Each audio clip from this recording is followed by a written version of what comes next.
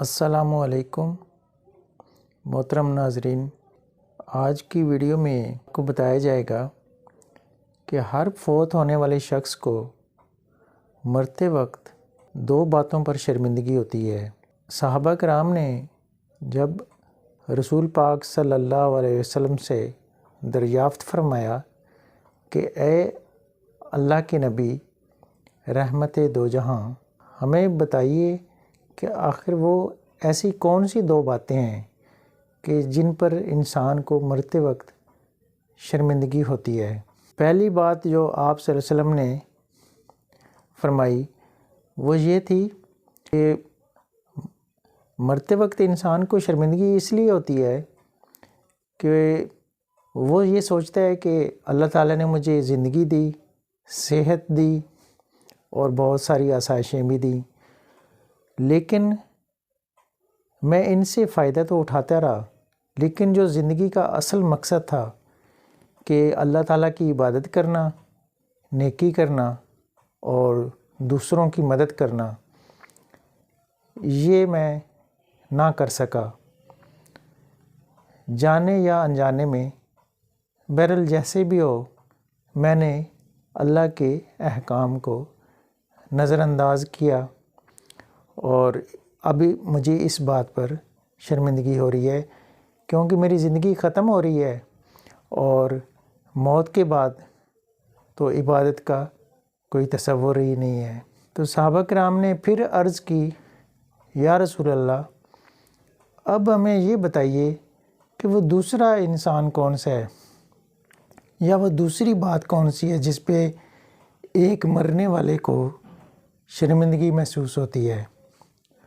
تو آپ صلی اللہ علیہ وسلم نے فرمایا کہ دوسرا آدمی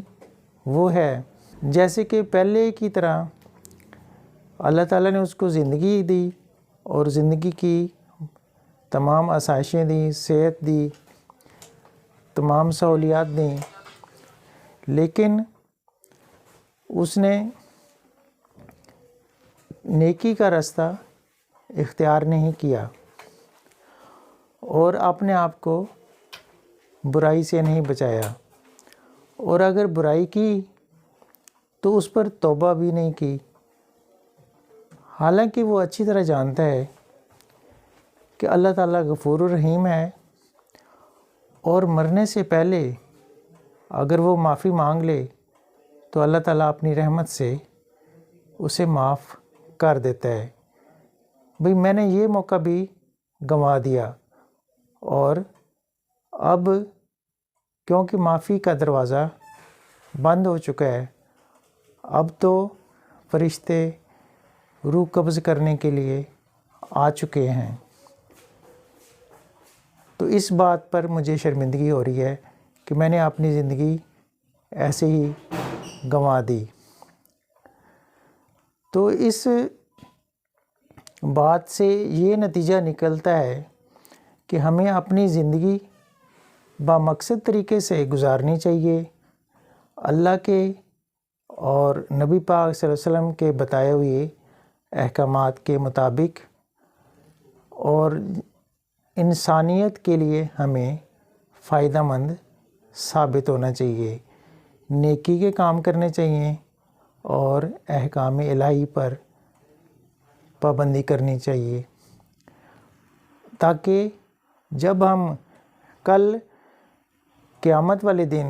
اللہ تعالیٰ کے سامنے پیش ہوں تو ہمیں وہاں بھی شرمندگی کا سامنا نہ کرنا پڑے۔ اور چونکہ ہم امتی ہیں اس نبی کے جس کی امتی ہونے کے لیے حضرت موسیٰ علیہ السلام نے بھی خواہش کی کہ کاش میں آپ کا امتی ہوتا، تو اس سے آپ یہ بخوبی اندازہ لگا سکتے ہیں کہ جب ایک نبی آپ صلی اللہ علیہ وآلہ وسلم کا امتی ہونے کی خواہش ظاہر کر رہا ہے، تو اس سے اندازہ ہوتا ہے کہ آپ کا امتی ہونا بھی کوئی معمولی بات نہیں ہے۔ لیکن سوچنے والی بات یہ ہے کہ جب ہم رسول پاک صلی اللہ علیہ وسلم کے بتائے ہوئے طریقے پر عمل نہیں کریں گے احکام الہی پر عمل نہیں کریں گے تو ہمارے نبی کریم صلی اللہ علیہ وسلم کو بھی اللہ تعالیٰ کے سامنے شرمندگی کا سامنا کرنا پڑے گا، کیونکہ رسول پاک صلی اللہ علیہ وسلم نے تو اللہ تعالیٰ سے یہ وعدہ لیا ہے کہ جب تک میرا آخری امتی بھی نہیں بخشا جائے گا تو نبی پاک صلی اللہ علیہ وسلم سجدے سے سر نہیں اٹھائیں گے۔ اس سے اندازہ ہوتا ہے کہ نبی پاک صلی اللہ علیہ وسلم تو ہم سے بہت محبت کرتے ہیں اور چاہتے ہیں کہ میرے تمام امتی جو ہیں وہ بخشے جائیں اور جنت میں جائیں۔ ایک طرف انہوں نے اتنی ساری تکلیفیں برداشت کیں اور اسلام کو پھیلانے کے لیے، اللہ تعالیٰ کے دین کو دنیا میں عام کرنے کے لیے، اور اللہ تعالیٰ کا شکر ہے کہ اسی وجہ سے آج ہم صراط مستقیم پر ہیں، اور ہمیں اس بات پر فخر بھی کرنا چاہیے کہ ہم رسول پاک صلی اللہ علیہ وسلم کے امتی ہیں۔ تو ہمیں چاہیے رسول پاک صلی اللہ علیہ وسلم کی امتی ہونے کا حق ادا کریں، ان کی بتائی ہوئی وہ تعلیمات جو اللہ تعالیٰ نے وحی کے ذریعے ان کو بتائیں اس پر عمل کریں اور صحیح معنوں میں مسلمان بنیں جیسا کہ مسلمان بننے کا حق ہے۔ اللہ تعالیٰ ہمیں ان باتوں پر عمل کرنے کی توفیق دے، آمین۔